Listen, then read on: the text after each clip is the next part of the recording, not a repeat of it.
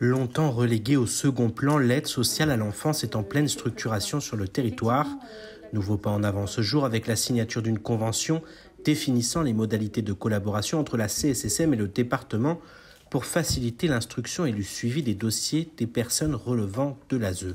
À l'instar de beaucoup de conventions que la Caisse de sécurité sociale signe dans le cadre de sa politique d'accès aux droits, aujourd'hui nous avons signé une convention avec le conseil départemental, particulièrement sur les jeunes placés à l'aide sociale à l'enfance, dit ASE.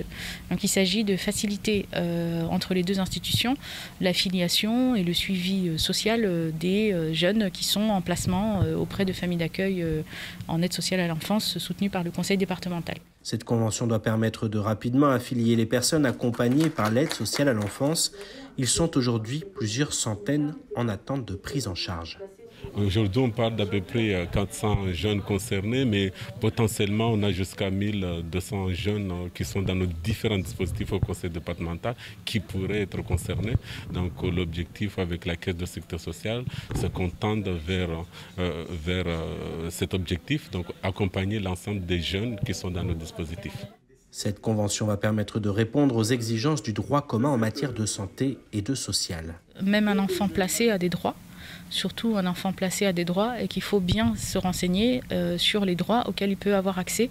L'affiliation à la CSSM, c'est également l'ouverture à l'accès aux soins, remboursement des soins, les aides sociales. Donc tout ça existe et pris en charge par la CSSM. Après des années sans moyens, l'ASE semble enfin armée pour accompagner dans de meilleures conditions les jeunes qu'elle prend en charge. Mieux vaut tard que jamais. Cette initiative est une intervention dans le débat, dans un moment important pour Mayotte. Vous l'avez bien dit, nous le faisons en tant qu'anciens responsables qui avons vécu des choses comme ça dans notre parcours. Oui. Et nous savons les enjeux qu'il y a et les difficultés qu'il y a. Et dans cette démarche, nous ne donnons de leçons à personne, nous ne critiquons personne, nous appelons tout simplement l'État et le Conseil général à poursuivre le dialogue. C'est le sens de notre appel. Nous avons regardé, parce que nous n'avons pas ajouté d'idées supplémentaires de nous-mêmes. Nous avons regardé les propositions du Conseil général qui sont là depuis longtemps, enrichies depuis par des contributions d'élus.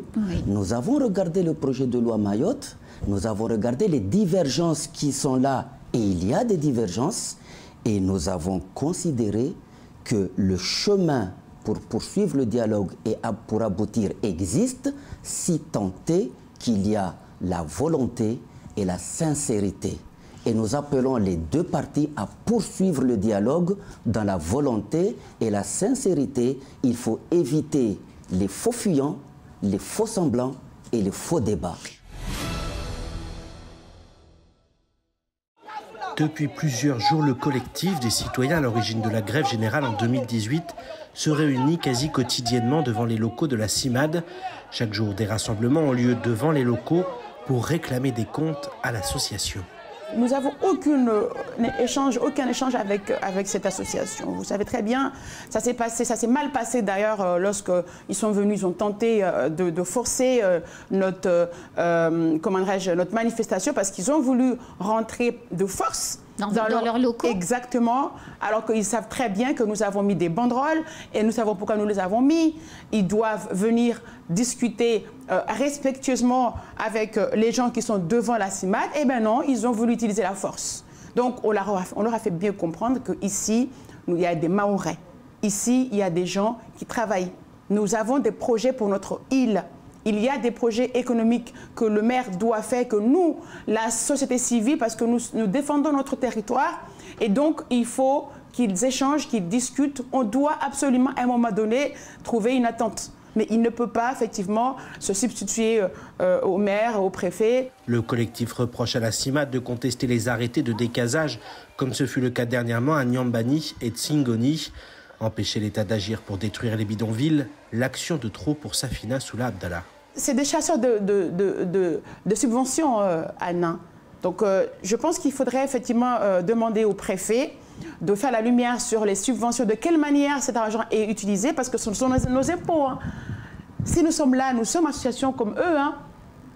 Et donc, nous avons le droit d'être là, de faire comprendre qu'une bonne fois pour toutes, lorsqu'ils ont des subventions et que sur le terrain, nous constatons des populations encore dans des situations très difficiles, misérables, qui dorment à même le sol avec des matelas sales. Ils ont des bons d'achat de 5 €. Le collectif demande aux associations humanitaires de clarifier leurs intentions à Mayotte, elles qui sont accusées de créer les conditions d'un appel d'air. Vous avez nos amis qui viennent du Grand Lac. Vous avez... ce sont des étrangers en situation irrégulière qui arrivent, qui dorment à même le sol devant l'association de Cavani, comment ça s'appelle, le Solidarité Mayotte. On a été les voir, ces gens-là. Nous sommes allés les voir parce que ce sont quand même des êtres humains comme nous. Bien évidemment, ils nous font comprendre leur malheur, de comment est-ce qu'ils sont traversés jusqu'à Mayotte. C'est parce que derrière, vous avez un appel d'air. Vous avez des associations comme cela qui les font venir, qui leur vendent des rêves en disant venez à Mayotte parce que là-bas, vous pouvez faire le rapprochement familial. Là-bas, vous pouvez amener votre enfant, il va être scolarisé. Là-bas, vous avez les soins parce qu'il y a un hôpital gratuit. Là-bas, vous pouvez accoucher. Stop au trafic humain, au secours, Mayotte cool, humanitaire, tous aux Comores. Des slogans qui en disent long sur la défiance qui grandit face à certaines associations de l'île. Moi, je l'ai vu, Anne, je l'ai vu à La Réunion. Je suis allée de mes propres moyens. J'ai regardé, j'ai observé, j'ai entendu. Ça commence. Parce que vous avez la nuit, le soir, des enfants qui sont livrés à eux-mêmes avec des vélos et des maisons. Comme ici, avec des boucles d'oreilles, des tatouages, des musiques qui dérangent un peu les habitants. Et vous savez que tout cela, c'est ce qui se passe, c'est ce qui s'est passé il y a quelque temps. Et lorsque nous interpellions les autorités, on nous traitait de xénophobes, alors que c'est que la réalité. Donc c'est pour ça que nous demandons tout simplement au maire de Saint-Benoît de se rapprocher de nous, le collectif ou même les maires de Mayotte, pour partager, parce que c'est ce que nous disons à M. Macron depuis quelques années. Il faut arrêter parce que c'est une bombe à retardement. Non seulement pour Mayotte, parce que la situation elle est encore catastrophique. Oui. Pour la Réunion, qui débute, c'est maintenant qu'il faut arrêter. Mais dans quelques années, ça va arriver en France métropolitaine. Sébastien Lecornu a décidé de prendre la parole sur la loi Mayotte. Selon lui, le blocage du texte par le conseil départemental stoppe le processus de loi. Néanmoins, le gouvernement veut sauver les mesures législatives. Gérald Darmanin va intégrer dans la loi d'orientation et de programmation du ministère de l'Intérieur pour 2022 les réformes relatives à la lutte contre les reconnaissances frauduleuses de paternité et contre la fraude au titre de séjour. Le droit de poursuivre en mer au-delà des eaux territoriales y figurera également. Le texte sera présenté au Conseil des ministres en mars. Tout ce qui n'est pas législatif sera mis en œuvre via des décrets, des arrêtés ou des ordonnances. La deuxième compagnie du RSMA pourra être ouverte dès 2023. Le ministre annonce également la construction du second hôpital à Combani. Avant de conclure en ces termes, je cite « J'ai été naïf. Vraiment, je pensais qu'on pouvait mener une réforme aussi importante sans pression électoraliste. » Après Anna, c'est au tour de Batsirai d'inquiéter les zones habitées. Maurice Rodriguez La Réunion regarde avec la plus grande attention l'évolution de ce phénomène qualifié de cyclone tropical dangereux. Il devrait passer au plus près de La Réunion ce mercredi 2 février en soirée ou dans la nuit de mercredi à jeudi. Des conditions météorologiques dégradées sont attendues dès mardi en fin de journée. Depuis ce dimanche 18h30, La Réunion est donc placée en préalerte jaune cyclonique. Car même si le cœur du cyclone devrait épargner l'île Bourbon, la plus grande vigilance est de mise. Du côté des Mascarénées de Madagascar, l'inquiétude est également au rendez-vous. La grande île a déjà été durement touchée par Anna avec des inondations qui ont fait plusieurs dizaines de morts. À noter qu'une zone suspecte est actuellement surveillée à l'est du bassin. Il existe en effet un risque de formation d'une tempête tropicale modérée pour les 5 prochains jours. Après la labellisation de Kaweni en 2020 puis celle de Dzumoni en 2021, le Premier ministre Jean Castex a annoncé la labellisation d'une 3e cité éducative en 2022 à Pamandzi.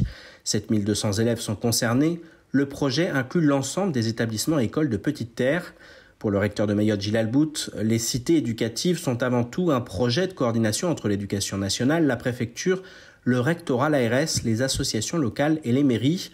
Toutes les cités éducatives partagent le même ADN décliné en 3 objectifs. Conforter le rôle de l'école, promouvoir la continuité éducative de l'école et enfin ouvrir les champs des possibles. En plus du soutien financier direct de l'État, la création de synergies doit permettre de faciliter le financement des activités en regroupant les programmes déjà existants.